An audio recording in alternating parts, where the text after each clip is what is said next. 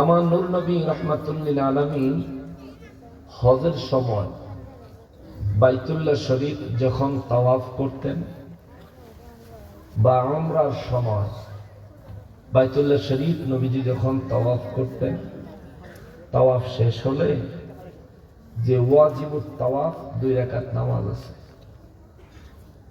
ওয়াজিবুত তাওয়াফ এটা ওয়াজিব পড়তেই হয়। ওই 2 রাকাত নামাজে আমার নবীজি সব সময় প্রথম রাকাতে কুল ইয়া আইয়ুহাল কাফিরুন এবং দ্বিতীয় রাকাতে কুল হুয়াল্লাহু আহাদ, এই 2 সূরা দিয়ে এই ওয়াজিবুত তাওয়াফ নামাজ পড়তেন। জোরে পড়েন সুবহানাল্লাহ। এখানে শুধু শেষ নয় রে বাবাজি, আমার নবী রাহমাতুল লিল আলামিন ফজরের নামাজের সুন্নাত নামাজের শুরুতেও আব্দুল্লাহ ইবনে আব্বাস রাদিয়াল্লাহু তাআলা আনহু বর্ণনা করেন, আমি একেবারে ধারাবাহিকভাবে 1 মাস আমার নবী রাহমাতুল লিল আলামিনকে দেখেছি ফজরের নামাজের 2 রাকাত সুন্নাত নামাজে আমার নবীজি প্রথম রাকাতে সূরা কাফিরুন, দ্বিতীয় রাকাতে সূরা ইখলাস তেলাওয়াত করতেন। তার আরো বিভিন্ন বর্ণনায় পাওয়া যায় আমার নবীজি মাঝে মাঝে ফজরের নামাজের 2 রাকাত সুন্নাতের প্রথম রাকাতে সূরা কাফিরুন পড়তেন 10 বার, দ্বিতীয় রাকাতে সূরা ইখলাস পড়তেন 10 বার। আবার এমন বর্ণনা পাওয়া যায় হযরত আব্দুল্লাহ ইবনে আব্বাস রাদিয়াল্লাহু তাআলা আনহু বলেন, হযরত আব্দুল্লাহ ইবনে ওমর রাদিয়াল্লাহু তাআলা আনহু বলেন, এমন সময় গিয়েছে আমার নবী প্রথম রাকাতে কুল ইয়া আইয়ুহাল কাফিরুন সূরা 25 বার পড়েছেন, আবার দ্বিতীয় রাকাতে সূরা ইখলাস আমার নবীজি 25 বার পড়েছেন। আরো বর্ণনা পাওয়া যায় আমার নবী রাহমাতুল লিল আলামিন মাগরিবের নামাজের পরের 2 রাকাত যেই সুন্নাত নামাজ আছে, ওই সুন্নাত নামাজের প্রথম রাকাতে সূরা কাফিরুন, দ্বিতীয় রাকাতে সূরা ইখলাস তেলাওয়াত করতেন। জোরে পড়েন সুবহানাল্লাহ। বাবা মনিটরটা একটু কমায় দাও হালকা।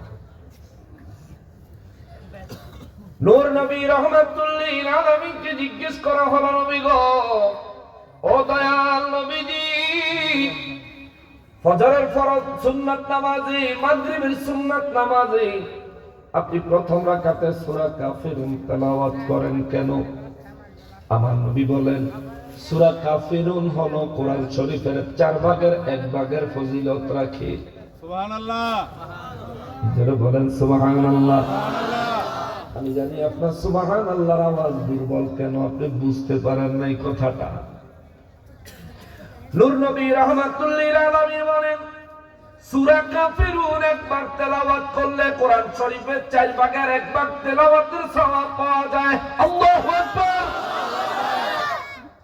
কোরআন শরীফ কয় পারা? 2 ভাগ করলে কয় পারা হয়? আর 4 ভাগ করলে 7.5 পারা। আপনি যদি একবার কুল ইয়া আইয়ুহাল কাফিরুন সূরা পড়েন, 7.5 পারা কোরআন শরীফ পড়ার সওয়াব পাবেন। সুবহানাল্লাহ। 4 বার যদি কুল ইয়া আইয়ুহাল কাফিরুন সূরা পড়েন, তাহলে 1 খতম কোরআন তেলাওয়াতের সওয়াব পাবেন। সুবহানাল্লাহ। পড়বেন নি? ইনশাআল্লাহ। কিন্তু কুল ইয়া সূরাটাতে আয়া সবার ফেস লাগে। এই সূরার মধ্যে একটা আয়াত 2 বার আছে, এর লাগি ফেস লাগে। সবাই আমার সঙ্গে সঙ্গে অন্তত পক্ষে একবার তেলাওয়াত করেন, আমার সঙ্গে বলেন বিসমিল্লাহির রহমানির রহিম কুল ইয়া আইয়ুহাল কাফিরুন লা আ'বুদু মা তা'বুদুন ওয়ালা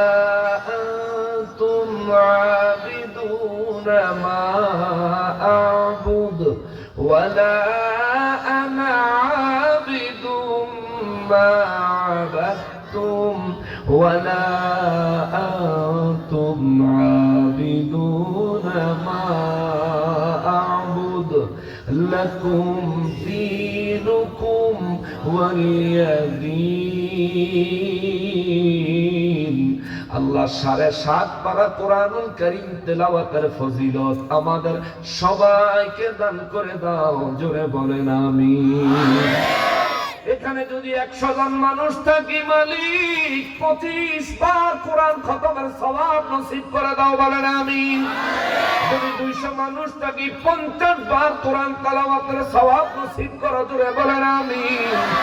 আল্লাহ যদি আমরা এখানে 400 মানুষ থাকি, 400 মানুষ যদি থাকি, 100 কোরআনুল কারীম খতম শরীফ তিলাওয়াতের সওয়াব আমাদের প্রত্যেকের আমলনামায় দান করে দাও, জবান খুলে বলেন আমিন। বলবেন হুজুর পড়লাম একবার, এত সওয়াব কোত্থেকে আসবে? আমি পড়েছি, আপনি শুনেছেন, আপনি পড়েছেন, পাশের জন শুনেছে। কোরআন হলো এমন এক জিনিস, কোরআন হলো এমন এক কিতাব, এত মর্যাদা তার, যে পড়ে সে যতটা সওয়াব পায়, যে পড়ায় সেও ততটাই সওয়াব পায়, যে শোনে সেও সমান সওয়াব পায়। সুবহানাল্লাহ। বাবাজিরা আমার গেল ফজিলতের কথা। এই সূরা আমার রব্বুল আলামিন নাযিল করলেন কেন? আল্লাহ কেন নাযিল করলেন? দিলে তা কমায় দাও। কি কারণে আল্লাহ এই সূরাটা নাযিল করলেন?